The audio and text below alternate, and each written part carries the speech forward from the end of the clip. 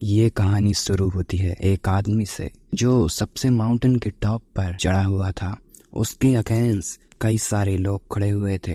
वो लोग उसे बहुत ही ज्यादा बुरा भला कह रहे थे, लेकिन इससे उसे कोई भी फर्क नहीं पड़ रहा था। उसकी स्वॉर्ड से टपकता खून इस बात का सबूत था कि उसने अच्छे काम तो बिल्कुल भी नहीं किए होंगे। तभी वहां पर मास्टर मेघ आती है और कहती है, तुम अपनी सिचुएशन में अब नहीं रह सकते हो, तुम्हें इसका पछतावा जरूर होगा। लेकिन हमारा हीरो चू जोरों जोरों से हंसने लगता है और कहता है, दुख, और वो भी मुझे जो 100 साल से भी ज्यादा जिंदा है, और मैं जब तक की जो भी जिंदगी मैंने जी है उस टाइम में स्ट्रगल ही करता रहा हूँ। और हम देखते हैं सारे लोग चू पर अटैक कर देते हैं।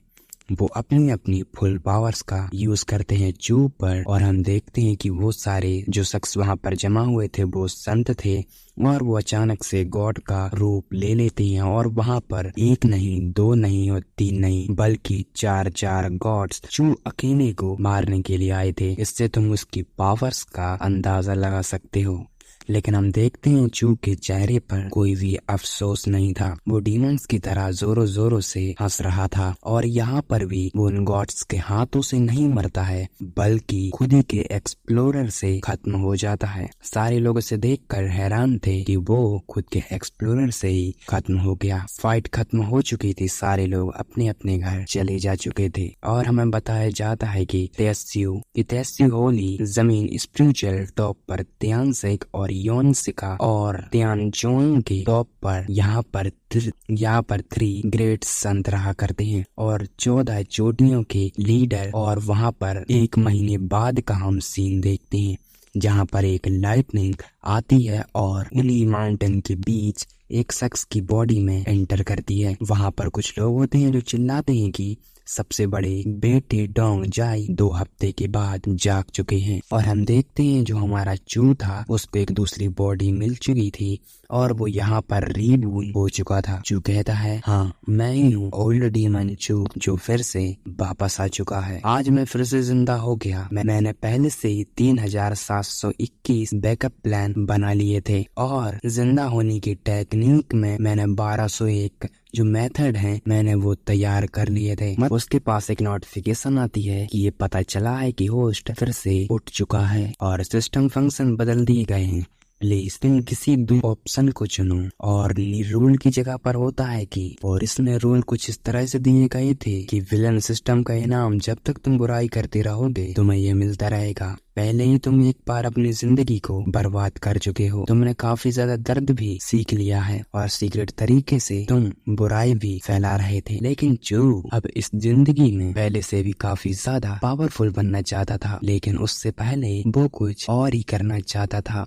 हाँ, मतलब कि जैसा कि तुम अभी देख रहे हो कुछ इसी तरह से। जो कहता है, ठीक है मैं अपने सिस्टम को सुधारना चाहता हूँ।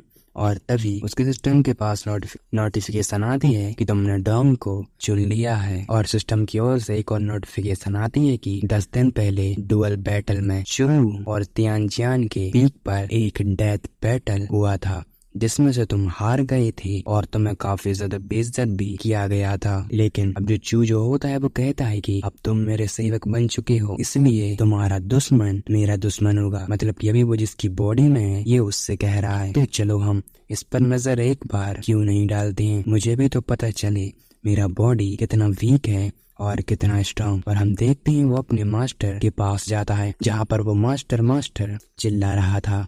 और ये और कोई नहीं बल्कि मास्टर मेघ वहाँ पर बैठी हुई थी। और मास्टर मेघ उसे देखकर कहती है, 10 दिन पहले तुम काफी ज्यादा फाइट में इंजर्ड हो गए थे, लेकिन अब तुम मुझे यहाँ पर दिख रहे हो और तुम क्या चाहते हो कि मैं तुम्हारी कल्टीवेशन में मदद करूँ? मैं तुम्हारी मदद नहीं कर सकती हूँ, यहाँ से चले जाओ। चू कहता है, आप मेरे कल्टीवेशन सोर्स, दूसरे और सेकेंड, थर्ड सिस्टर और चौथे ब्रदर, यहाँ तक कि 5वीं सिस्टर को भी आपने ये सब कुछ सिखाया है और आप मुझे क्यों नहीं सिखा रही? और मास्टर कहती है, तुम्हारी काबिलियत कमजोर है, तुमने कल्टीवेशन कड़ी मेहनत से नहीं किया है और तुम काफी ज्यादा अजीब इंसान भी हो। जो कहता है, क्या आप ऐसा इसलिए कर रही हैं क्योंकि मेरे कल्टीवेशन सोर्स डीमन चू जैसे हैं? मास्टर, आप मेरी मदद करेंगी प्यार से या फिर जबरदस्ती? मास्टर कहती है, तुम ऐसा क्या कह रहे हो? जो कहता है कि अगर आप मेरे साथ डुअल कल्टीवेशन का प्रैक्टिस करेंगी तो मेरी नहीं बल्कि आपकी भी कल्टीवेशन में सुधार हो सकता है। इससे मेघ को थोड़ा गुस्सा आता है। मेघ अपनी स्वॉर्ड को निकालती है और चू भी अपनी उंगली पर थोड़ा सा कट लगाता है और उसकी स्वॉर्ड को वहीं पर डिस्ट्रॉय कर देता है। मास्टर थोड़ी पीछे गिर जाती है और वो कहती है, लेकिन मैं एक ग्रेट संत हूँ, मैं इसका यूज नहीं कर सकती हूँ। जो उसके मुंह को पकड़ता है और कहता है, उस दिन जब तुम कुछ ग्रेट संत तुम्हारा पीछा कर रहे थे तो मैंने सीक्रेट तरीके से रोते हुए रीबोन और हेवन की मदर की सील जो है वो तुम पर इस्तेमाल की थी। और हमें सिस्टम नोटिफिकेशन में यही बताया जाता है। इसका नाम था वर्ल्ड की हेवन जब रोता है और इसका सन और इसकी मदर की सील। और इसका यूज कुछ इस तरह से था कि किसी भी लेडी की बॉडी में चुपचाप उसको तुम सील कर सकते हो और उसे तुम कंट्रोल कर सकते हो। ये किसी भी तरह की कल्टीवेशन को भी सील कर सकता है और इसका यूज 1 से 2 बार ही होता है। जो मास्टर से कहता है, अगर मैं लॉर्ड ईजू को आपकी कल्टीवेशन के बारे में बता दूं तो क्या होगा? और मेघ अपने मन में सोचने लगती है, नहीं, लीजू को अगर इसके बारे में पता चला तो वो मुझे खत्म नहीं कर देगा। मैं तुम्हारी प्रैक्टिस जरूर कराऊंगी, तो मुझे बताओ कि मुझे क्या करना होगा। तभी जो होता है वो कहता है, मास्टर तो आप तैयार हैं।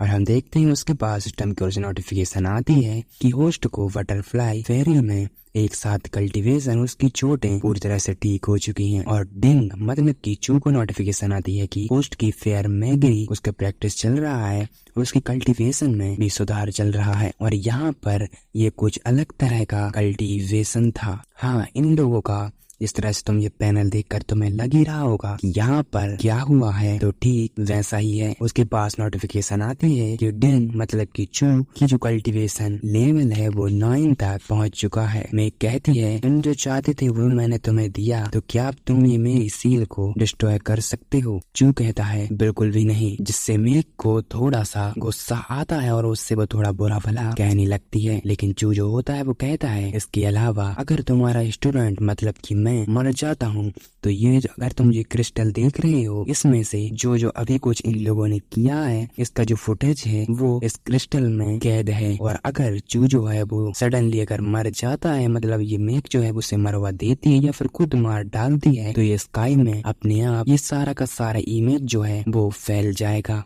और सारे लोग इसे देखेंगे तो अच्छा जो है वो नहीं लगेगा। ये तुम भी जानते हो। जो अपने मन में कहता है, इसीलिए रेबन के टाइम में मुझे काफी ज्यादा स्ट्रांग बनना है और मुझे तैयारी भी काफी ज्यादा करनी है जब तक मेरा सामना किसी ऐसे संत से ना हो जाए जो मुझे मार ना डाले। हम देखते हैं चू अपनी बोट से उड़ते हुए एक दूसरी जगह पर आ जाता है, जहाँ पर ये जगह जो है वो थोड़ा सीक्रेट प्लेस पर था क्योंकि ये माउंटेन के थोड़े बीचों बीच साइड है। और हम देखते हैं कि वो अपने ब्लड से एक सर्कल को क्रिएट करता है जिससे एक बॉक्स वहाँ पर समन हो जाता है। लेकिन चू जैसे ही पीछे देखता है, वहाँ पर वही शख्स आ चुका था जिसकी जो डिंग का जो अभी जिस बॉडी में है ना, उस बॉडी के ओनर का नाम डिंग है और डिंग का इसी शख्स से फाइट हुआ था और डिंग जो है वो हार गया था। अब जो चू जो होता है वो शख्स से कहता है कि 10 दिन बाद हम जिंदगी और मौत की फाइट फिर से करेंगे, क्या तुम इसके लिए तैयार हो? और वो तीनों लोग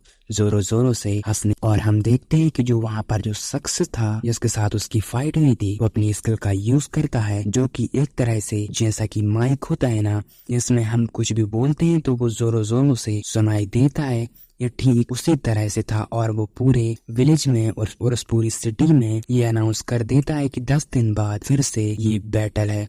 सारे विलेज के लोग जो थे वो ये सब सुन रहे थे और कहते हैं कि चू ने अब ऐसा क्यों किया है। और हम देखते हैं कि चू वहां से फिर से अपने मास्टर के पास आ चुका था और वो मास्टर के पास जाता है और कहता है, क्या हम फिर से शुरू करें? लेकिन उसकी जो मास्टर थी वो इस बार मना कर देती है। लेकिन चू जो था वो तो जिद्दी ठहरा। सू वहाँ पर अपनी स्किल का यूज कर देता है और उसे कुछ फल भी खाने के लिए देता है और कहता है कि अगर आपको भूख लगे तो आप इसे खा लेना। और हम देखते हैं कि वो उसके बम पर एक जो थप्पड़ था वो मार देता है और वहाँ से जाते हुए कहता है कि मास्टर, मैंने पिछले हाल में असैसिन की एक लिस्ट बनाई है, इसलिए अंदर घुसने से पहले एक बार सोच लेना, क्योंकि स्टूडेंट को आपकी प्रैक्टिस और आपकी परफॉर्मेंस पर पूरा भरोसा है। लेकिन अगर आप मर जाते हैं, अगर मेरे हाथ चाहते हो तो मुझे काफी ज्यादा दुख होगा। और हम पिछले हॉल का सीन देखते हैं जहाँ पर चू बैठा हुआ था। उसके पास एक फल था और ये फल कुछ ऐसा था, इसका नाम तो सिसी सेन दाओ फल था। और इसकी ग्रेड की बात की जाए तो ये इमोर्टल ग्रेड का था। इसे खाकर तुम काफी ज्यादा थोड़ा जो स्ट्रॉन्ग है और अपनी कल्टीवेशन पावर है इसे तुम डेवलप कर सकते हो। जो अपने मन में कहता है, इस किताब में तो ऐसा कहा गया है कि प्राचीन काल से करंट तक हाई लेवल की जो टेक्निक है और सबसे पावरफुल जो धर्म ग्रंथ हैं और डिविनिटी पावर है वो सारी की सारी इस फल में मौजूद है। और वो उस फल को खा लेता है। उसकी एनर्जी को वो अब्सॉर्ब करने के लिए कल्टीवेशन में बैठ चुका था। उसके पास काफी सारे नोटिफिकेशंस आती हैं कि होस्ट का जो कल्टीवेशन पावर है वो 8th लेवल पर पहुंचने वाला है, होस्ट का कल्टीवेशन पावर 6th लेवल पर पहुंचने वाला है, ऐसा उसे नोटिफिकेशन आ रही थी। और लास्ट नोटिफिकेशन आते हैं कि होस्ट जो है वो अपनी मौत के करीब पहुंचने वाला है। और तभी उसे फिर से एक और नोटिफिकेशन आती है, क्या तुम सक्सेस हासिल करना चाहते हो, और उसमें यस या नो होता है तो वो यस कर देता है। तो फिर से अपनी कल्टीवेशन में बैठता है और अपनी मन में सोच रहा था, दुनिया भर के लोग कहते हैं कि जो 9 डिजिट है मतलब कि 9 लेवल है, लोग उसी तक ही जा सकते हैं और अब तक लोग उसी तक ही पहुंच पाए हैं। उसके पास नोटिफिकेशन फिर से आती है कि इस बार सक्सेस जो है वो पूरी हो चुकी है और होस्ट ने जो गोंग को 10वें लेवल को तोड़ दिया है और इस लेवल में 10 महीने लगे और तुम्हारा जो पॉइंट है ना वो 1000 तुम्हें को मिला है। मतलब कि जो अभी तक कोई नहीं कर पाया था वो अब जो ने जो है वो कर लिया है। हेवन स्वॉर्ड रिलम का सीन देखते हैं। जोरों जोरों से हवा चल रही थी। एक लेडी के सामने काफी ज्यादा अमाउंट में स्पिरिचुअल एनर्जी फैल रही थी, जैसे कि कोई वोल्केनो जो है वो फट चुका हो। वो लेडी इसे देखकर काफी ज्यादा घबरा जाती है और कहती है ये काफी ज्यादा पावरफुल स्पिरिचुअल एनर्जी है, ये इम्पॉसिबल है, ये आखिरकार हो कैसे सकता है। और हम देखते हैं ये स्पिरिचुअल एनर्जी और किसी की नहीं बल्कि चू की होती है, जो कि माउंटेन्स के बीचों बीच अपनी मेडिटेशन में बैठा होता है।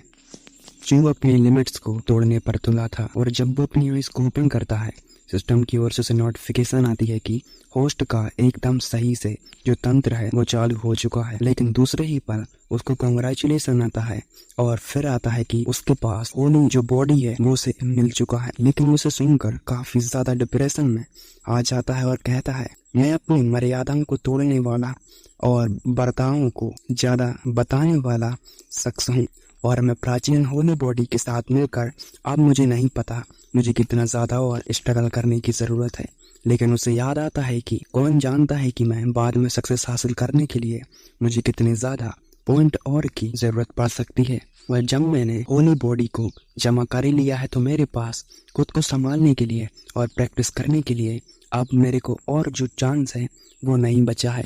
मेघ किधर का सीन देखते ही मेघ जो चू से फल दे के आया था मेघ उसे ही खा रही थी। उसे काफी ज्यादा पसंद भी आते हैं। चू मेघ के पास आता है और मेघ से देखकर काफी ज्यादा शौक हो जाती है। चू आकर मेघ के कंधे को छूता है और कहता है तुम कितने दिनों से नहीं नहाई हो।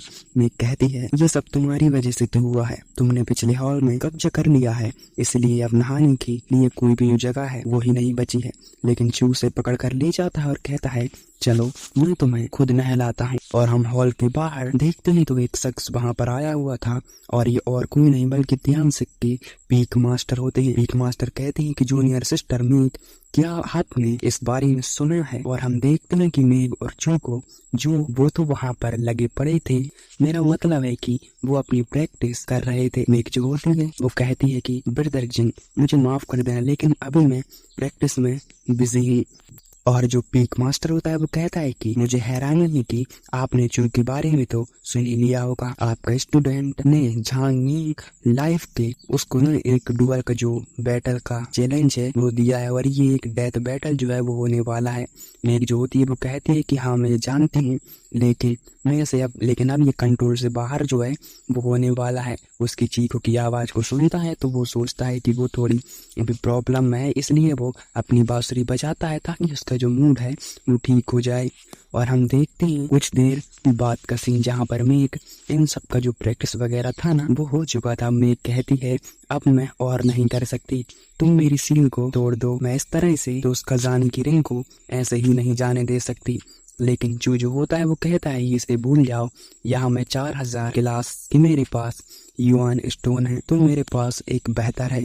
लेकिन हम देखते हैं कि चू वहां से जैसे ही जाता है, मैं अपने अंदर से एक वुल्फ का जो मास्क होता है वो निकालती है और अपने मन ही मन में कहती है, लक से मैंने इसे छुपा लिया था, अच्छा हुआ कि उसने मेरा चेकिंग नहीं किया, लेकिन अब कोई मदद नहीं मिल सकती है। ये मैंने उससे जो वुल्फ का मास्क है मैंने इसे छीन लिया है, जब तक मैं इसे पहने रहूंगी तो किसी को ये पता नहीं चलेगा कि मेरी कल्टीवेशन को सील कर दिया गया है। इस तरह से मेरे जो दुश्मन हैं वो मुझ पर हावी नहीं हो पाएंगे। कहती है ये मास्क पहले ओल्ड डे मंजू यूज किया करता था, अफसोस की बात है कि अब वो नहीं रहा और उसने 100 सालों से भी ज्यादा इसका यूज किया था और उसने इसमें महारत हासिल करनी थी। अगर वो धर्म के रास्ते पर चलता तो इस दुनिया में ऐसा कोई भी नहीं था जो उसे डिफीट कर सकता था। मैं अपने मन ही मन में सोच रहा था कि मास्टर ने उसे आखिरकार पहन ही लिया। उस वुल्फ के चेहरे को शायद मेरी मेहनत बर्बाद चली गई, लेकिन हम देखते हैं कि चू को इससे कोई फर्क नहीं पड़ता, बल्कि वो तो इमेजिन करने लगता है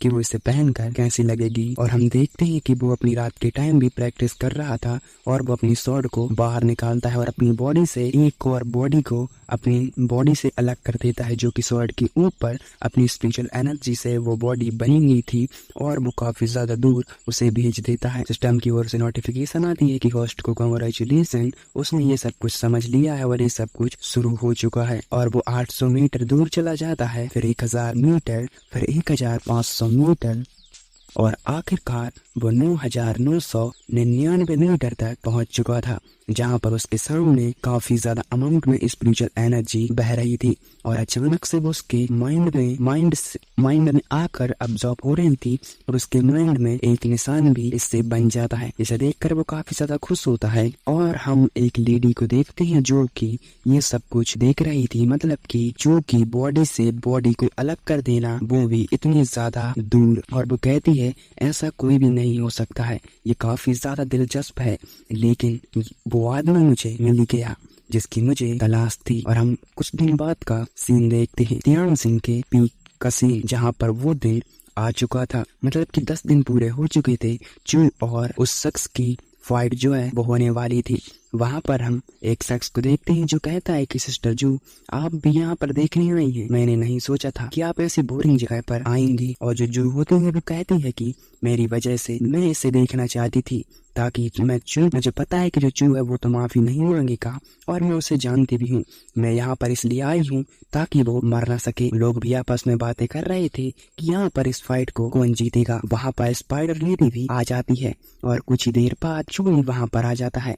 स्पाइडर चू के पास जाती है और कहती है मैं यहाँ पर हूँ, इससे तुम्हारा कोई बाल भी बांका नहीं कर सकता, मतलब कि मैं और सिस्टर जू भी यहाँ पर है। चू कहता है चिंता मत करो, मैं अच्छी तरह से जानता हूँ मुझे क्या करना है।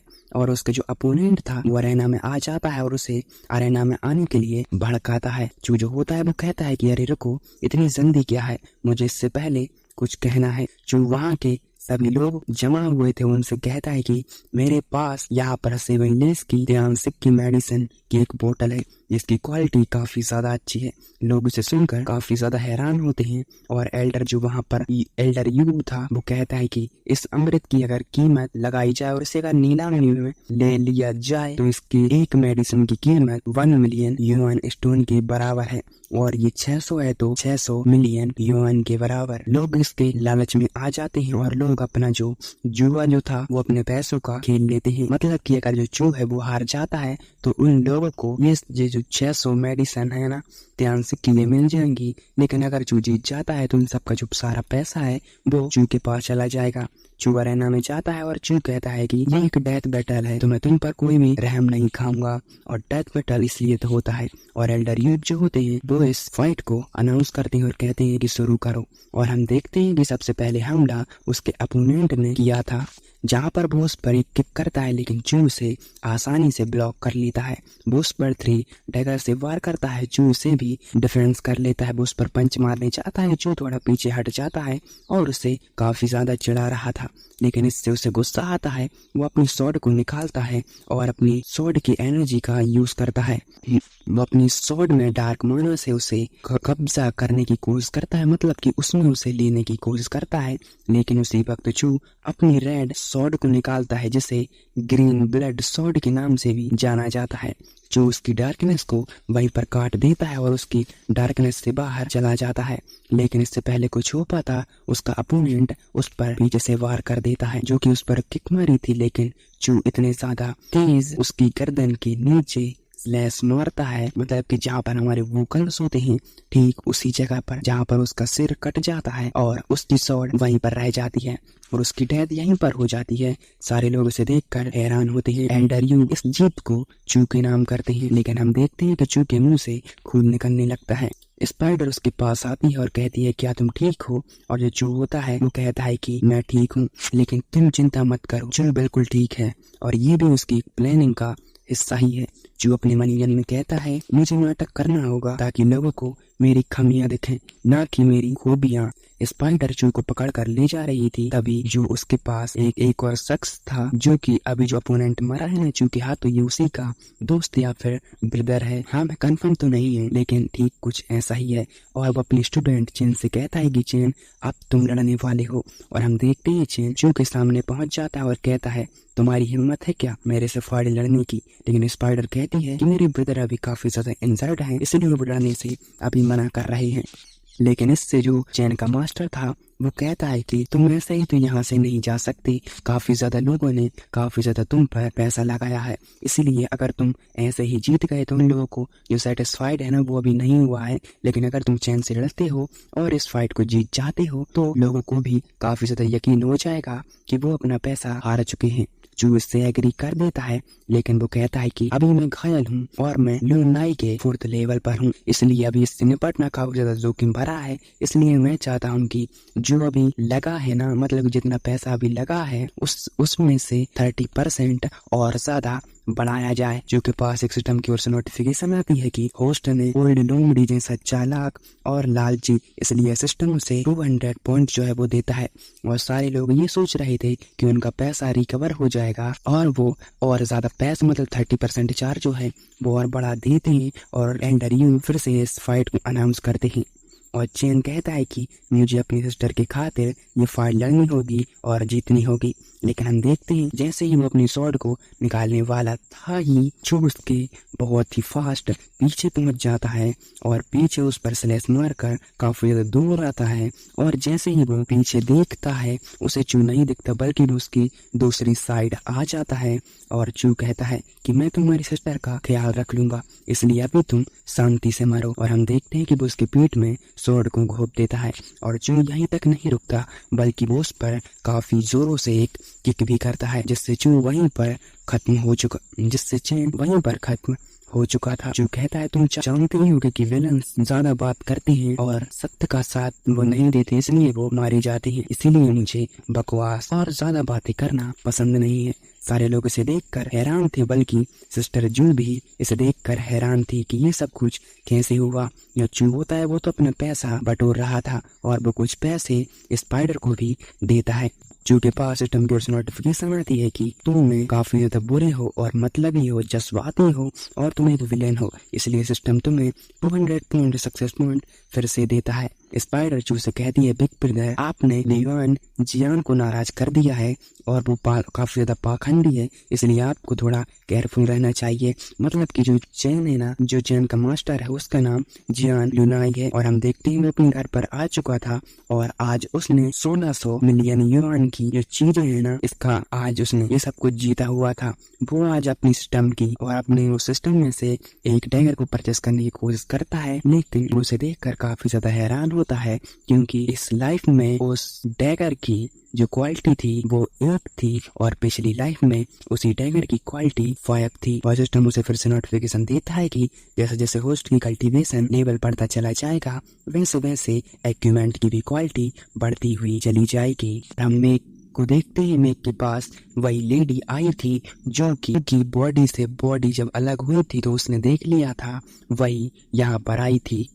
मेग उसी लेडी से कहती है कि आप कह रही हैं कि चू ने उस हिस्से को पार कर लिया जिसमें लोगों को सदियां लग जाती हैं। और वो लेडी कहती है उस रात मैंने अपनी से आंखों से देखा था, इसलिए मैं उसे झुठला नहीं सकती। मेग कहती है योर मैजेस्टी आप सोच रही हैं कि उसने ऐसा सब कुछ कर लिया। और वो लेडी कहती है मैंने इस तरह से सोचा और ये काफी ज्यादा जल्दी ही हो गया। इस तरह के लोग बॉडी से बॉडी को अलग करना और अपनी सोल का यूज करना, उन्हें कम से कम एक छोटा सा संत होना चाहिए। उन्हें छोटा संत हम अपनी किंगडम का बनाएंगे तो हमारा जो किंगडम है वो भी काफी ज्यादा डेवलप होगा। और हम देखते हैं चू को ये सब कुछ सुनाई दे रहा था, हालांकि चू वहां पर मौजूद नहीं था। चू कहता है, मेरी अच्छी मास्टर, तो आपने जब सूजी से बात कर ली है तो मैं चाहता हूँ कि मैं भी आपसे बात करूँ। और हम देखते हैं शाम के टाइम जो अपने मेघ मास्टर से मिलने के लिए भी जाता है और उसकी जो मेघ मास्टर होती है वो कहती है कि तुमने मुझसे ये क्यों छुपाया, तुमने अपनी मूल सोड का यूज करना सीख लिया और तुमने मुझे ये सब कुछ छुपाया। और जो चू होता है वो कहता है, ऐसा इसलिए क्योंकि होली जमीन मेरे टैलेंट को डेवलप करने का फैसला ले रही है। मेरा मतलब है कि मेरी एक यूजलेस शख्स को एक यूजफुल शख्स बनाने का फैसला ले रही है। और मैं जो होती है वो कहती है, भले ही तुम्हारा पुनर्जन्म हुआ हो प्राचीन सम्राट के रूप में, फिर भी तुमको लड़ने और जीतने के लिए अपनी ताकत पर निर्भर रहना चाहिए। तैसे होली स्पिरिट कोई भी फ्री में रिसोर्स नहीं देती है। हम मेक और चू को देखते हैं जो कि दोनों लोग अपना अपना काम कर रहे थे। मेरा मतलब है कि वो लोग शुरू हो चुके थे।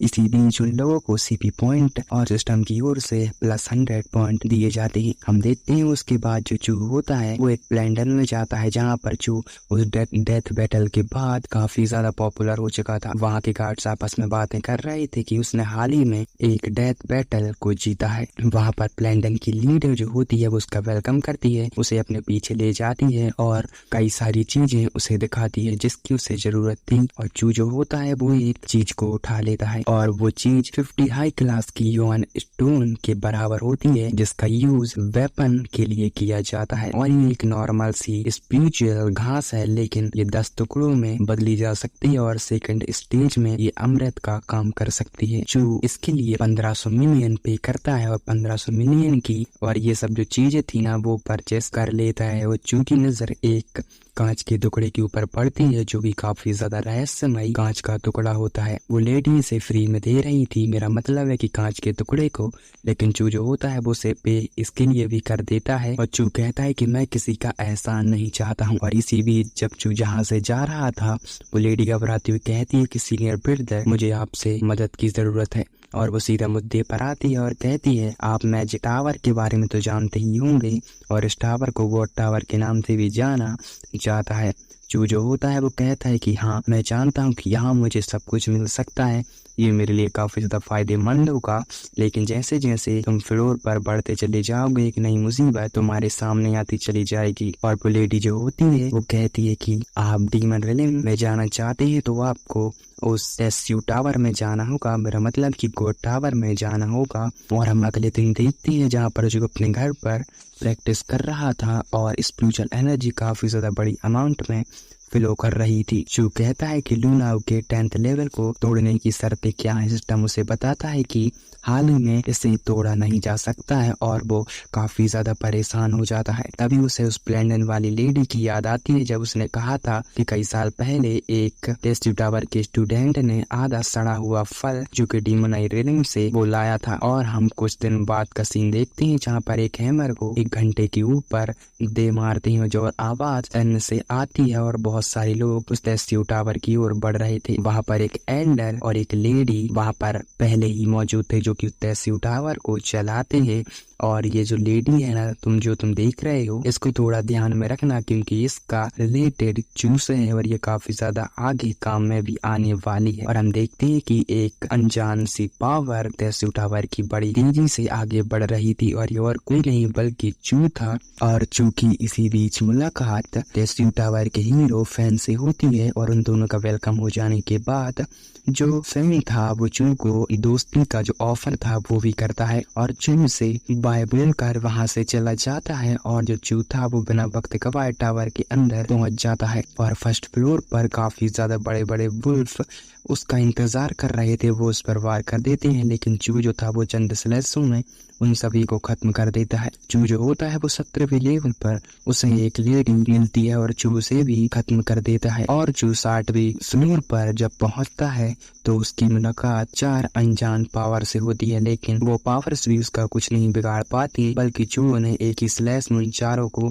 मौत के घाट उतार देता है। और जब चू 98वें फ्लोर पर पहुंचता है तो उसकी मुलाकात खुद सूजी से होती है। और हाँ, ये ओरिजिनल सूजी नहीं है, इसका कैरेक्टर डेवलप सूजी की तरह किया गया है, लेकिन ये किंग सूजी नहीं है, मैं तुम्हें पहले ही बता दे रहा हूँ। और चू सूजी पर वार करने के लिए आगे बढ़ जाता है, लेकिन जो सूजी थी वो एक ही हाथ से उसकी स्वॉर्ड को ब्लॉक कर लेती है, लेकिन चू जो होता है वो उस पर एक किक कर देता है, लेकिन जो सूजी थी वो उसे अपनी हवा के झोंके से दूर फेंक देती है। दोनों आपस में लड़ने के लिए आगे और बढ़ जाते हैं, जिससे इन दोनों का एक क्लैश होता है। और मैं तुम्हें बता दूं कि चू को डीमंस के नाम से क्यों जाना जाता है, क्योंकि ये पैनल देखकर मुझे वो याद आ गया। चू के अब तुम थोड़ा वर्ड्स पर ध्यान दो। चू कहता है, चोट के बदले चोट, जिंदगी के बदले जिंदगी और मौत के बदले मौत, यही मेरी लड़ने का तरीका है। और इतने वर्ड्स पूरे होते ही सूजी ने चू के पेट में अपना हाथ जो था वो आर पार कर दिया था, लेकिन जो चू था वो भी कम नहीं था। चू उसकी सिर को पकड़ता है और उसे मरोड़ देता है, जिससे सूजी की डेथ यहीं पर हो जाती है और चू उस फ्लोर से टेलीपोर्ट हो जाता है जहां पर वो लास्ट फ्लोर पर आ चुका था। उसके सामने 4 ऑप्शन थे। चू जो होता है उसे अब तक जितने भी उसने फ्लोर क्रॉस किए हैं, जितनी भी उसकी बैटल हुई है, वो उसे कुछ भी याद नहीं थे।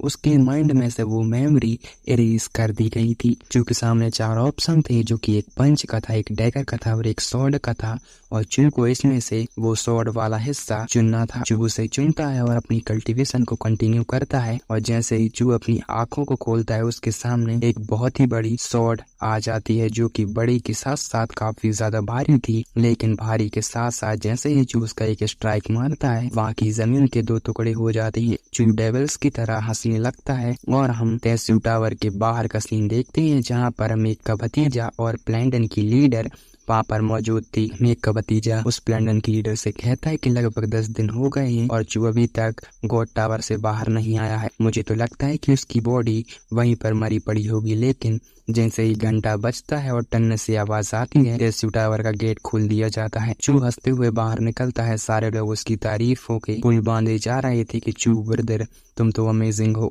इसी बीच तेजू टावर की लीडर, एल्डर और वही लेडी चू से मिलने के लिए आते हैं, और वो लेडी जो होती है वो कहती है कि तुम्हें होली स्पिरिट तुम्हें देखना चाहिए, तुम हमारे साथ आते क्यों नहीं हो। और हमारा सीन शिफ्ट होता है जहाँ पर चू सूजी से मिलने के लिए जाता है, और वहाँ पर मेक भी मौजूद थी, और जो सूजी जो होती है वो कहती है कि आज तुमने काफी ज्यादा अच्छा काम किया है। चू इसके जवाब में कहता है, और मजिस्ट्री आप देखें मैंने इसका रिकॉर्ड भी तोड़ दिया है, तो क्या मेरे लिए कोई रिवार्ड है। चू अपने मनी मन में कहता है, मुझे कोई भी रिवार्ड नहीं चाहिए, मुझे तो बस उस डीमन फल से मतलब है। चू अपने मनी मन में कहता है, इस स्टूडेंट को डीमनाइज फल चाहिए और कुछ मेडिसिन, स्पिरिचुअल एनर्जी का दूध, और बाकी जो आपको ठीक लगे वो आप दे सकती है। सूर्य जो होती है वो कहती है कि हेवन और अर्थ का खजाना मैं तुम्हें वो दे सकती हूँ, लेकिन मैं गारंटी नहीं दे सकती कि वो तुम्हें कब तक मिलेंगे। इसके लिए वेट जो है वो करना पड़ेगा। लेकिन चू के मन में अचानक से खिचड़ी पकने लगती है, जैसे कि उसने मेक के साथ उस मदर सील का यूज किया था। चू उसके साथ भी वही करने की सोच रहा था और चू उसका ट्राई भी करता है, लेकिन वो सूजी पर काम तो कर जाती, लेकिन सिस्टम उसे नोटिफिकेशन देता है कि तुम सिर्फ इसे एक ही बार इस्तेमाल कर सकते हो। लेकिन खैर चू की इमेजिनेशन इतनी अच्छी होती है कि वो उन दोनों के इमेजिन करने लगता है कि अगर वो जो कुछ मेक के साथ करता है, अगर वो इसके साथ करता है तो वो कैसे करेगा, वो यही इमेजिन करने लगता है। और मैं ये पैनल घंटा तो मैं नहीं दिखाने वाला हूँ, क्योंकि पिछला वीडियो में येलो डॉलर आ गया था, तो मैं नहीं चाहता कि इस वीडियो में भी येलो डॉलर आ जाए। और जो सूजी होती है वो अपने मनी मन में कह रही थी कि मुझे नहीं पता कि मुझे संकट की फीलिंग किधर से आ रही है, लेकिन मेरे खिलाफ कोई जो साजिश है वो रच रहा है। शायद मैं लंबे टाइम से अकेली हूँ, इससे मुझे बेहतर होगा कि मुझे कहीं पर घूमने के लिए जाना चाहिए। रात के टाइम जो चू और मेघ होते हैं ना, वो एक शिप में होती हैं जहाँ पर 2 मेट्स होती हैं, और चू उन मेट्स को बाहर जाने के लिए कहता है। और अब चू और मेघ अकेले होते हैं, जहाँ पर मेघ से चू उस वुल्फ का चेहरा ले लेता है, और चू मेघ के लिए गिफ्ट भी लाया होता है, जो कि उसको पैरों के लिए पहनने के लिए था। और जैसे वो पहनती है चू उसे उतारने पर लग जाता है और इन लोगों का वो सब जो कंटिन्यू था वो हो जाता है। मैं उस वर्ड्स का इस्तेमाल नहीं करूंगा। और अगले दिन का हम सीन देखते हैं जहाँ पर चू गार्डन में घूमते हुए जा रहा था और चू कहता है कि टेस्ट टावर का मामला तो मैंने खत्म कर दिया है। लेकिन उसी बीच हम दो लोगों को देखते हैं क्योंकि उस लंदन के स्टूडेंट थे, वो आपस में बात कर रहे थे कि डीमन चू खत्म हो चुका है, लेकिन उसकी जगह आखिरकार किसने ले ली। तभी उसका टीममेट कहता है कि लिटिल सेट के चौथे आदमी में उसे तब्दील कर दिया गया है, इससे पहले कि वो ओनमूजी सेट का संत झांग जियान लिंग था और अब वो हॉन्जी है। और हॉन्जी उसी टेस्यू टावर की लीडर, जो लेडी के बारे में मैंने तुम्हें बताया था, उसी का नाम हॉन्जी है। चू कहता है कि अब आखिरकार ये हॉन्जी कौन है। चू उन स्टूडेंटों के पास जाता है और उनसे वो अखबार पढ़ने के लिए मांगता है, जो कि वो लोग खुशी खुशी उसे दे देते हैं। और चू उस अखबार के पैनल को लेता है और पढ़ता है। उस अखबार के पैनल में था कि ओल्ड डेमन चू को लिटिल सेस्ट की लिटिल लिस्ट में सबसे टॉप पर रखा चुका था। मतलब सबसे टॉप की लिस्ट में था, लेकिन अब वो मर चुका है। तो जो लिटिल सेट की जो लिस्ट है ना, अब उसमें फेंग योवांग है अभी। और यिन और यांग का जो सेट है वो संत झांग जियान लिंग के कब्जे से चलता है। लेकिन चू जैसे ही दूसरे पैनल को खोलता है, उसमें था कि होंगी ने होंग चैन की सॉर्ड और सेट पर हमला किया और उसने उस सेट के लीडर को खत्म कर दिया। और होंगी वही लीडर है, मैं फिर से रिपीट कर देता हूँ, उस टेस्यू टावर की लीडर। शायद तुम्हें कोई भी अब कंफ्यूजन नहीं हो रही होगी, मैं तुम्हें अब आगे बताने जा रहा हूँ। तभी जो चू होता है वो उस होंगी के बारे में जिनिसन करने लगता है और कहता है वो बेवकूफ लड़की। और हम इनका पास्ट का लाइफ जो था चू का, अब उसका फ्लैशबैक को हम जानते हैं, जहाँ पर होंजी चू से कह रही थी, जैसा कि तुम देख रहे हो कि मेरी सभी फैमिली के लोग मारे जा चुके हैं। होंजी अपना नाम बताती है, चू अपना नाम बताता है और चू कहता है मेरा फैमिली भी इन तारों में कहीं दूर छिपा है। होंजी कहती है तुमने मेरे फैमिली को दफनाने में मेरी मदद की है, इसलिए तो चलो अब हम एक फैमिली बनाते हैं। दोनों एक वादा करते हैं कि अब से हम हमेशा हमेशा के लिए एक फैमिली है। और चू उसी पास्ट वाली लाइफ की उसी जगह पर आता है और किसी से कहता है कि बिग ब्रदर मैं तुमसे कुछ पूछना चाहता हूँ, क्या तुम किसी शख्स का पता ठिकाना ढूंढने में मेरी मदद कर सकते हो। लेकिन इसी वक्त उसी जगह पर स्पाइडर आ जाती है और स्पाइडर चू से कहती है बिग ब्रदर आप सचमुच लकी हैं कि आप 3 साल से डिमोनाइज्ड रिलिम से बच रहे हैं। मैं आपके लिए काफी ज्यादा खुश हूँ। मैं एक मास्टर और मैं आपका एक फैमिली है, तो ये बात तो आप जैसे जानते होंगे। और सूजी भी, और जो चू होता है वो भी कहता है कि हाँ तुम सब मेरी फैमिली हो। और जो स्पाइडर थी वो सूजी को एक जो पप्पी जप्पी होती है वो दे देती है और वो वहां से जाने लगती है। चू का जो मन था वो गड़बड़ा जाता है। चू कहता है नहीं नहीं, अचानक से उसने ऐसा क्यों किया, शांत हो जाओ, मुझे शांत होने की जरूरत है। लेकिन स्पाइडर उसे एक लेटर के देकर गई थी, जो लेटर था लियो होंगी ने जंगाल में वो दिखाई दी गई है और उसने उस सिटी को ही तबाह कर दिया, मतलब कि उसी होंगी ने। और चलो तो हम उस होंगी की इतनी बात कर रहे हैं तो हम उसी होंगी पर ही चलती है, जहाँ पर एक ओल्ड मैन होंगी को काफी ज्यादा बुरा भला कह रहा था। होंगी को इस बात से काफी ज्यादा गुस्सा आता है और वो उस ओल्ड मैन को वहीं पर खत्म कर देती है। होंगी से एक शख्स कहता है क्या तुम सचमुच दुनिया को दुश्मन बनाना चाहती हो। होंगी कहती है अगर ये वर्ल्ड उसका दुश्मन है तो मैं इस सारे वर्ल्ड की दुश्मन रहूंगी, मैं उसके लिए अपनी पूरी जिंदगी भी दाव पर लगा सकती हूँ। और अगर तुम सोच रहे हो कि होंगी ने इस सिटी को तबाह क्यों किया और इस एल्डर को क्यों मारा, तो मैं तुम्हें बता दूं कि डीमन चू जो था, मेरा मतलब है कि हमारा मेन कैरेक्टर जो चू था, पास्ट लाइफ में इन सारे लोगों ने मिलकर चू को मारा था। इसलिए अब जो होंगी है वो डीमन चू का बदला लेने के लिए इन सभी को खत्म कर रही है। इसीलिए तो अभी होंगी ने कहा है कि अगर पूरा वर्ल्ड डीमन चू का दुश्मन है तो मैं इस पूरे वर्ल्ड की दुश्मन हूँ और चाहे कुछ भी हो जाए मैं उसे ऐसे ही नहीं छोड़ूंगी। और हम चू को देखते हैं जो कि काफी दिनों बाद प्रैक्टिस कर रहा था। चू को इससे काफी ज्यादा शांति मिलती है। चू कहता है कि इसे प्रैक्टिस करना काफी ज्यादा मुश्किल है, लेकिन 3 दिन बीत चुके हैं। वहाँ पर हमें लेडी को देखती है जो एल्डर हुआ लियाओ फेंग थी। वो वहाँ पर आ जाती और कहती है मैं तुमसे कोई फाइट करने के लिए नहीं आई हूँ, तो चलो हम कुछ बात क्यों नहीं कर लेते हैं। चू। और हम देखते हैं कि हुआ के चेस्ट पर एक सील भी थी और जब चू हुआ को देखता है तो उसकी आंखों और नाकों से खून बहने लगता है। और मुझे पता है कि एनिमे में या फिर मांगा में अगर ये खून बहना या फिर ये पैनल होता है तो इसका मतलब क्या होता है। हाँ, मुझे बताने की तुम्हें जरूरत तो बिल्कुल भी नहीं है। चू होता है वो मेन मुद्दे पर आता है और हुआ से कहता है सम्राट को खत्म होने के बाद लाखों सालों से ह्यूमन वर्ल्ड में एक सम्राट अपेयर होता है और डीमनाइज्ड रिलिम में डीमन किंग सम्राट अपेयर होता है। लेकिन अभी जो ह्यूमन का वर्ल्ड है इसमें जब जब सम्राट अपेयर होता है तो वो डीमनाइज्ड रिलिम में और डीमन किंग को खत्म कर देते हैं। लेकिन अगर क्या हो कि डीमनाइज्ड रिलिम में एक सम्राट अपेयर हो और वो काफी ज्यादा पावरफुल हो और वो ह्यूमन वर्ल्ड को ही खत्म कर दे, इससे तुम्हारा रिएक्शन क्या होगा। हुआ और जो हुआ होती है वो कहती है सम्राट और डीमन किंग के बीच काफी ज्यादा अंतर होता है। भले ही ये लड़ाई एक तरफा हो जाए लेकिन इसे तुम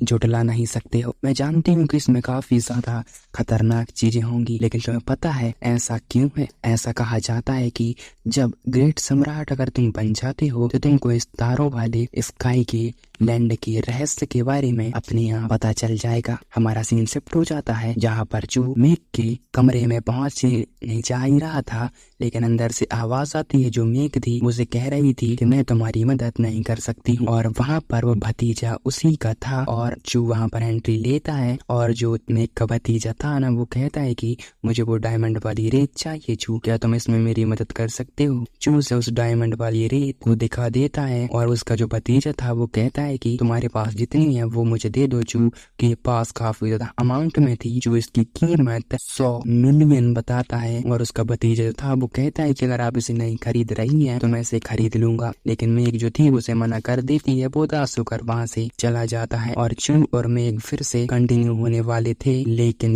यहाँ पर चू एक ब्रेक ले लेता है और चू कहता है मास्टर मैंने आपसे पिछली बार कुछ मांगा था कि आपने उसे तैयार कर लिया। और जो मेघ होती है ना वो कहती है कि हाँ मैंने वो तैयार कर लिया और उसे वो दे देता है और फिर इन लोगों का जो काम था वो शुरू हो जाता है। और जब जो यहाँ से चला जा चुका था मेघ अकेली होती है और मेघ अपनी कल्टीवेशन को शुरू कर देती है। मेघ अपने मन में कहती है कि चू इस बार इतना ज्यादा जल्दबाजी में था कि चू ने मेरी कल्टीवेशन को सील करना ही वो भूल गया। और अचानक से वो अपने हाथ में एक एनर्जी को इकट्ठा करती है लेकिन उसकी एनर्जी वहीं पर डिसअपेयर हो जाती है। तभी मेघ को चू की बातें याद आती है जब चू ने कहा था कि मास्टर चाहे मैं आपसे कितना ही दूर क्यों ना हूँ, चाहे मैं हूँ या फिर ना रहूं, मैं आपकी कल्टीवेशन को किसी भी टाइम कितनी भी दूर से सील कर सकता हूँ।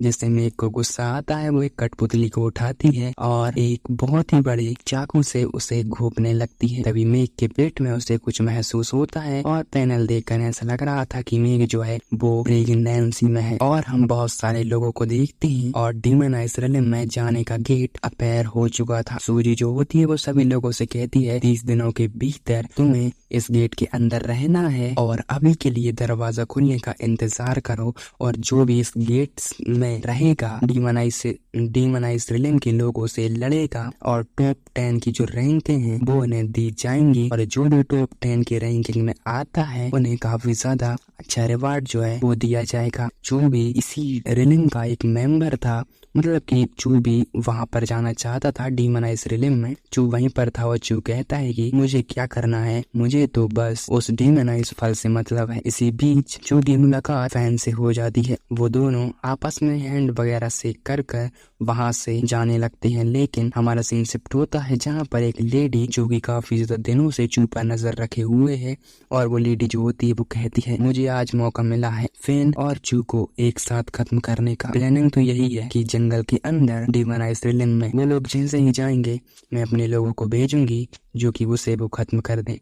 लेकिन उसके साइड में से जुआन निकलता है। जुआन अगर तुम्हें याद हो तो जब चू ने डेथ बैटल किया था तो ये उसी शख्स का एक दोस्त था और चू ने इसके स्टूडेंट को भी खत्म कर दिया था। और जो लेडी जो होती है वो कहती है मैं अकेली ही नहीं हूँ जो चू से छुटकारा पाना चाहती है। चू के दिन ब दिन दुश्मन बढ़ते जा रहे थे और हम देखते हैं वहाँ पर स्पाइडर और प्लैंडन की लीडर चू के पास आती है और चू को स्पाइडर एक स्वॉर्ड देती है जिस स्वॉर्ड का नाम तो कॉन्गलिन था था और इसे स्पेशली तौर पर बीस्टों की रीढ़ की हड्डी से बनाया गया था। ये स्ट्रॉन्ग थी, काफी ज्यादा सॉफ्ट और भारी भी थी और इसमें डैमेज भी काफी ज्यादा खतरनाक था। चू इसे जैसे ही पकड़ता है और अपना ऑरा उस स्वॉर्ड में डालता है तो उसे वो काफी ज्यादा पसंद आती है। वो स्पाइडर का शुक्रिया अदा करता है और ब्लेंडन की लीडर उसे कुछ चीजें देती है और आसमान से एक बहुत ही बड़ी एनर्जी उस गेट में आ जाती है और सूजी सभी लोगों से कहती है कि टेलीपोर्टेशन गेट एरे को खोल दिया गया है, तो सभी स्टूडेंट तुरंत इसमें आ जाओ। और हम डीमोनाइज्ड रियल्म के अंदर का सीन देखते हैं। मेरा मतलब है कि वो सारे लोग गेट के अंदर आ चुके थे, जहाँ पर एक शख्स जो था वो कहता है ये जंगल काफी ज्यादा बड़ा है और उसका एक टीममेट जो था वो कहता है मैंने अपने मास्टर से सुना है ये 1000 मिलियन दूर। देखते हैं कि कुछ लोग चू को देख लेते हैं और कहते हैं मैंने अभी चू को देखा है। चू इन्हें देख कर कहता है मैंने तो इनका कुछ बिगाड़ा ही नहीं है, लेकिन वो लोग चू के पीछे हाथ धोकर पड़ जाते हैं और चू तभी वहाँ पर अपनी बोट को समन करता है और वहाँ से काफी ज्यादा तेजी से भाग जाता है।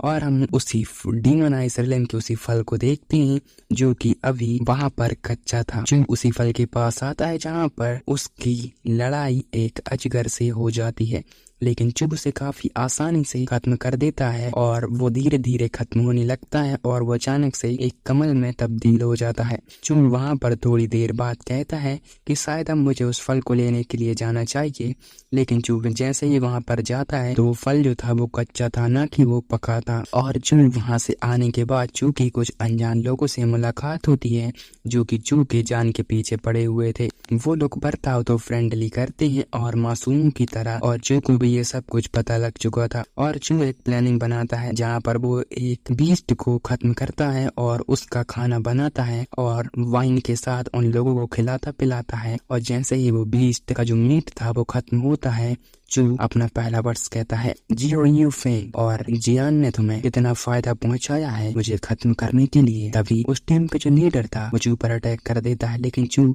इसे आसानी से डॉज करता है और चू कहता है क्या तुमने अपने आप पर एक बार नजर नहीं डाली। और उन सभी के चेस्ट पर चू ने एक पॉइजन से भरी सील का इस्तेमाल किया था, क्योंकि चू इन्हें अगर मारना चाहता तो वो उसे पहली नजर में ही इन सबको खत्म कर देता।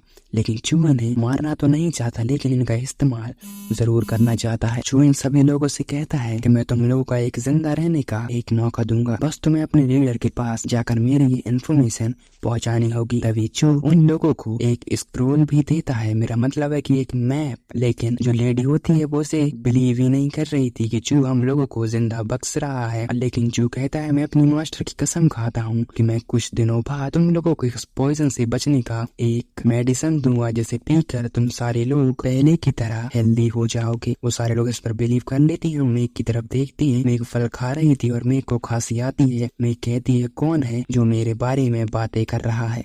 चू वहाँ पर अपनी पोर्ट को बुलाकर वहाँ से चला जाता है और हम देखते हैं उन्हीं लोगों को जो कि अपने लीडर के पास पहुंच चुके थे और इसका सारा इन्फॉर्मेशन वो अपने लीडर को दे देते हैं। और वो ये नहीं बताते कि उन पर पॉइजन सील लगा दी गई है और ये स्क्रोल उन्हें कैसे मिला। वो ये बताता है कि चू ने इसे छोड़ दिया था और वो हम लोगों को देखकर यहाँ से भाग गया और ये स्क्रोल में था जहाँ पर जो डीमोनाइज्ड रियल्म का जो फ्रूट है वो उगता है और वो माउंटेन की चोटी पर है। लेकिन उन लोगों का लीडर उन्हें खुद लाने के लिए भेजने वाला था, लेकिन वो लोग कहते हैं कि हम सारे लोग कमजोर हैं, हम वहाँ जाते ही खत्म हो सकती है। तो लीडर अब उनका फैसला लेता है कि वहाँ पर हम खुद ही जाकर उस फल को लाएंगे। और हम देखते हैं चू इन सभी लोगों को ही देख रहा था और हम उसी डीमोनाइज्ड रियल्म में उसी फ्रूट को देखते हैं जहाँ पर वो सारे लोग जमा हो चुके थे और उसी लीडर की सिस्टर भी वहाँ पर मौजूद थी। सारे लोग खुश हो रहे थे उस लीडर की टीम के कि अब हम अमीर बनने वाले हैं, ये फ्रूट हमें जैसे ही मिलेगा हम इसे बेच देंगे और काफी ज्यादा अच्छा खासा पैसा हमें मिल जाएगा। और वो लीडर इन सभी को चुप कराता है, लेकिन सडनली वहाँ पर एक ऑरा फैलने लगता है और जैसे ही वो उस ऑरे की स्मेल लोगों की नाक के भीतर जाती है वो अचानक से पागल होने लगते हैं और एक शख्स तो उस लीडर की सिस्टर पर ही हमला कर देता है और वो ही नहीं बल्कि सारे लोग आपस में लड़ कर ही मारे जाते हैं। और जो लीडर था उसकी तो फट चुकी थी, उसे कुछ भी समझ में नहीं आ रहा था कि यहाँ पर आखिरकार हो क्या रहा है। और हम देखते हैं कि जो डीमोनाइजेशन का जो फ्रूट था उसमें अचानक से एक बच्चा अपीयर होने लगता है जो कि काफी ज्यादा पहले से बड़ा हो चुका था। आधे घंटे बाद चू वहां पर आता है और चू कहता है कि डीमोनाइज फ्रूट ने ह्यूमन के ब्लड को अब्सॉर्ब कर लिया है, तो अच्छा होगा कि मुझे अभी यहाँ से निकल जाना चाहिए। और हम माउंटेन के ऊपर देखते हैं जहाँ पर उस लीडर ने इन लोगों को भेजा था और वो लेडी कहती है कि मुझे कुछ चीखों की आवाज सुनाई दी गई है और उन्हीं लोगों के सामने चू अपीयर हो जाता है और चू के साथ साथ वहाँ पर काफी ज्यादा डीमंस आ जाती है जो कि सीधा उन पर हमला कर देते हैं। एक डीमन चिल्लाते हुए कहता है हमें ह्यूमन रेस को खत्म करना होगा अपने डीमनाइज रेस को बचाने के लिए, लेकिन चू के होते हुए हमला तो छोड़ो बल्कि खरोच मारना भी मुश्किल है। चू उन सभी पर हमला कर देता है और उसके जो बुल पर बैठ कर आए थे ना वो लोग, उसके बुल को एक ही स्ट्राइक में खत्म कर देता है। चू उस डीमन के गर्दन पर स्वॉर्ड को रखता है और कहता है मैं तुम्हारी जान बख्श दूंगा सिर्फ एक बात पर, अगर तुम मुझे अपने डीमोनाइज रेलम की इंफॉर्मेशन देते हो तो मुझे बताओ तुम्हें यहाँ और क्यों और कैसे और किस मकसद से हो तुम लोग अचानक से यहाँ पर कैसे अपीयर हो गए। और वो जो डीमन था ना वो कहता है कि हम तो बस अपने डीमन किंग का ऑर्डर्स को ही फॉलो कर रहे हैं और हमें यहाँ पर उसी ने ये सब कुछ बताया है, शायद ये झूठ बोल रहा था इसलिए चू ने इसकी गर्दन पर एक स्लैश मारी जिससे वो खत्म हो जाता है। और वो उन सभी लोगों से कहता है मेरा मतलब है जो ह्यूमन वहाँ पर थे ना जो कि चू को फर्स्ट टाइम मारने के लिए आए थे वही लोग वहाँ पर होते हैं। वो उनसे कहता है कि मैं इन छोटे मोटे डीमंस को तुम्हारे हाथों सौंप रहा हूँ और मैं यहाँ से जा रहा हूँ, लेकिन मैं अपने वादे को कभी भी नहीं भूलता हूँ। वो उन्हें उस पॉइजन का तोड़ भी दे देता है जिससे वो लोग ठीक तो हो जाते हैं, लेकिन चू वहाँ से चला जाता है। और जो डीमंस थे ना वो कहते हैं कि पावरफुल वॉरियर यहाँ से चला जा चुका है इन ह्यूमंस को हमारे हवाले कर और इन डीमंस ने इनके साथ क्या किया होगा वो तुम सोच ही सकते हो। चू का टाइम पास नहीं हो रहा था। चू की नजर तभी फेन पर पड़ती है और जो फेन था ना वो तो मैप को लिए डीमोनाइजेशन में डीमन किंग का खजाना खोजने पर निकला था। और चू ये सब कुछ सुन लेता है और चू उसके पास से काफी ज्यादा स्पीड से गुजरता है, इसकी भनक फेन को भी नहीं हुई होती। चू जैसे ही उस अंदर पर पहुंचता है चू को पत्थर का दूध मिलता है जो कि चू उसे ले लेता है। हाँ ये पत्थर का दूध मैं भी पहली बार सुन रहा हूँ। और चू वहाँ पर काफी ज्यादा जड़ी बूटियों को इकट्ठा करता है और कुछ मिनट्स काम कर लेने के बाद चू ने काफी ज्यादा चीजें इकट्ठा कर ली थी, जैसे कि उसने काफी ज्यादा हेवन का अमृत और कुछ जेड बोतलें और अदर्स भी चीजें इकट्ठा कर ली थी। लेकिन चूंकि नजर वहाँ की सबसे इम्पोर्टेंट चीज पर जाती है, लेकिन उसकी रक्षा एक व्हाइट स्नेक कर रहा था। चू चुपके चुपके वहाँ पर उन फलों के पास जाता है, उन्हें लेने की कोशिश करता है, लेकिन सडनली वहाँ पर फेन की एंट्री हो जाती है और फेन एक सर्कल पर पैर रख देता है जिससे जो व्हाइट स्नेक था वहाँ का वो जाग जाता है और वो काफी ज्यादा खतरनाक ऑरा निकाल रहा था और उन लोगों पर हमला कर देता है। लेकिन चू उन दोनों चीजों को उठाकर वहाँ से भाग जाता है और हम मास्टर की दर का सीन देखते हैं, मतलब है कि अर्थ की तरफ का सीन जहाँ पर सूजी मेज और अदर्स मास्टर थी। तभी वहाँ पर एक एल्डर आता है जो कहता है कि बुरी खबर है, जो लाइफ कार्ड हैं वो सारे के सारे खत्म हो गए हैं। मेक पूछती है कि कितने कार्ड्स खत्म हुए हैं। एल्डर बताता है कि 775। मेरा मतलब है कि 775 के कार्ड अगर खत्म हो गए हैं तो डीमोनाइजेशन में 775 स्टूडेंट मारे जा चुके हैं। मेक अपने स्टूडेंट के बारे में पूछती है कि चू का क्या हुआ, लेकिन जो सूजी मजिस्ट्री होती है ना वो कहती है कि चिंता मत करो, मैं तुम्हें अभी दिखा देती हूँ।